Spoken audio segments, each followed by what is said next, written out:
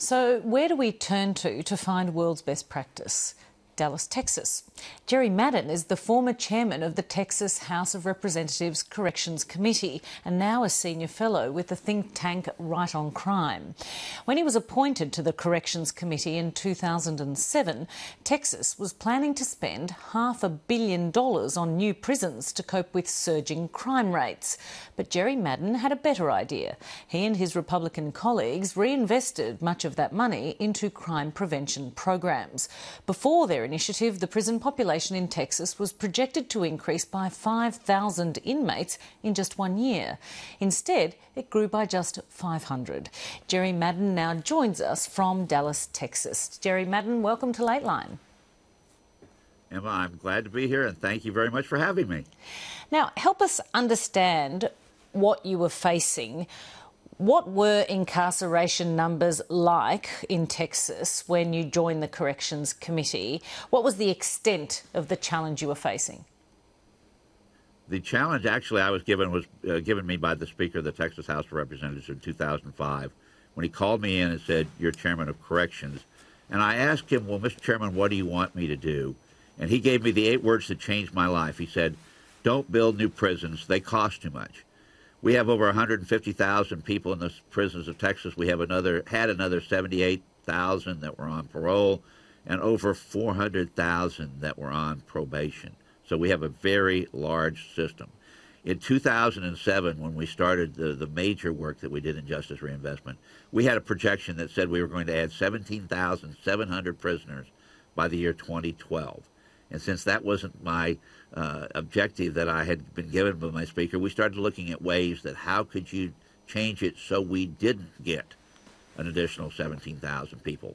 We quickly looked at could we open the doors and let people go, or could we slow them down coming in, and figured out the best way in Texas was certainly to try to figure out a way to slow them down coming in.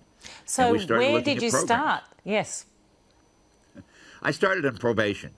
They had some very progressive thinking people who had some good ideas that said, gee, if you could have some more money available for us, we could reduce the number of people coming to prison. So we started looking there, and our 2005 legislation looked at that. We came within 1 vote of getting it passed, but in 2007 we had taken the ideas that was in that legislation and expanded on it, so we didn't look just at the area of people who were coming in and had not been to prison, but we looked at those who had left that were on parole. We looked at those and how to treat them when they're in prison. And we looked at even earlier when we looked at our juvenile system, when we looked at the education system, and when we looked even earlier back into the early family situations and how could you break that cycle of people coming to prison, this pathway to prison as it's called. And where do you do the break points? And fortunately for us, what happened in 2007 is with this projection of additional people, they projected we needed to build 3 prisons immediately in that legislative session at a cost of $500+ million. We knew at that time what programs we needed to break that cycle, where we needed to put them, and we knew by then how much money it was going to cost for us to do that, and it was significantly less than the $500 million that they were asking for new prisons. We were able to talk our colleagues in the legislature into giving us a chance with our program, and since that time, we've been highly successful. So how many of those 3 extra prisons were built? None. We actually put some money into additional substance abuse treatment beds, but we built no prisons. And in fact, in 2011, the state of Texas closed a prison, and in the cycle they're going through now in 2013 in the legislature, it appears that they're going to close at least 2 more prisons. We still have a lot of prisons, but that's the first time that they had ever closed a prison in the state of Texas. Between our 2011 legislative session and this one, we're down over 6,000 prisoners in the state prisons, and our crime rate is down, and we're having extreme success in people not returning to prison. So tell us then, all the research you did in that early phase, where did that essentially direct your spend? What did that tell you about where the money was best allocated? We've actually seen results. The results we're seeing is a great place to look. We looked at substance abuse treatment. We gave them more capabilities to do substance abuse because there's a large number of people there. We looked at mental health, and provided additional funding into the mental health areas because there are a lot of people in our prisons that have some type of mental diagnosis. And we found that the greatest success that we had was in our parole, those people who had been to prison, and providing them with things like mentors, things like capabilities going back into the community, things like intermediate sanctions for our parole people. Our parole rates have dropped, our parole revocations have dropped substantially from over 10,000 that we had in 2005 to just around 6,000 revocations that we had this last year. So that's a huge cut in the number of people actually returning back to prison. So what can you tell us about the cost of building new prisons compared to the cost of crime prevention programs like you've detailed? Well, they're substantially less expensive.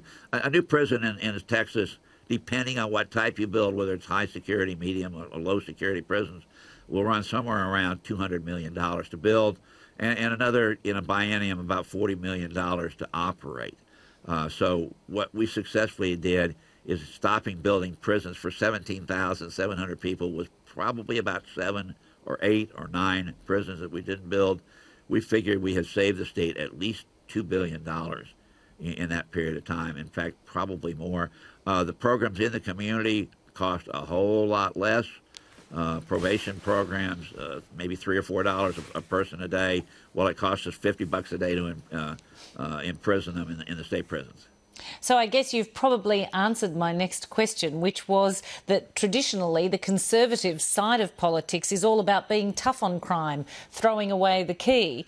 So I was struggling to understand how these policies squared with your Republican roots. It actually squared quite well because we are also an economic party that believes in the best utilization of our taxpayers' funds. And if you make your community safer and you reduce crime and you also change lives and you change them for the better, you've in fact accomplished major goals. You can also do better things for victims of crime. I mean, it's better to have a victim get compensation, and they certainly don't get a lot of compensation for somebody who's locked up in the prisons, whereas if they're a worker and paying taxes and can repay the crimes, most victims of crime, not all, but most, would like to be recompensed for their losses that they had, and that's a preferable way to even help the victims of crime. Tell us how your approach has spread throughout the United States. We worked with several different groups nationally. I was on the board of every major legislative group that we have in this country, the National Conference of State Legislators, American Legislative Exchange Conference, Council of State Governments, and our Justice Center. And in doing that, we've gone out and told them what Texas did.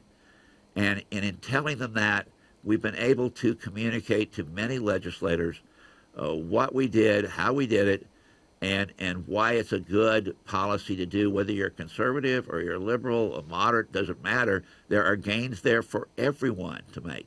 We're better off spending money wisely than we are spending it foolishly, and that's what's been the major message to other states that have been picked up through all of these organizations, so that states like Georgia and Kentucky and Ohio and Oklahoma and others have gone and followed the same path that we had, with a pretty fair amount of success in their states also.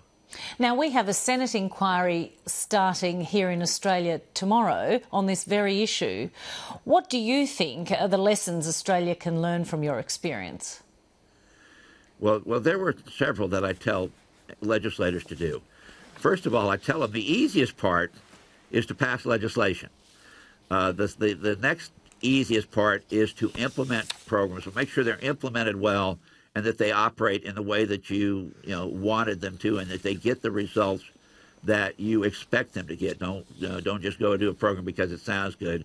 Do it because it's evidence-based and it's resource-oriented, such that you are pretty confident that you will get those results.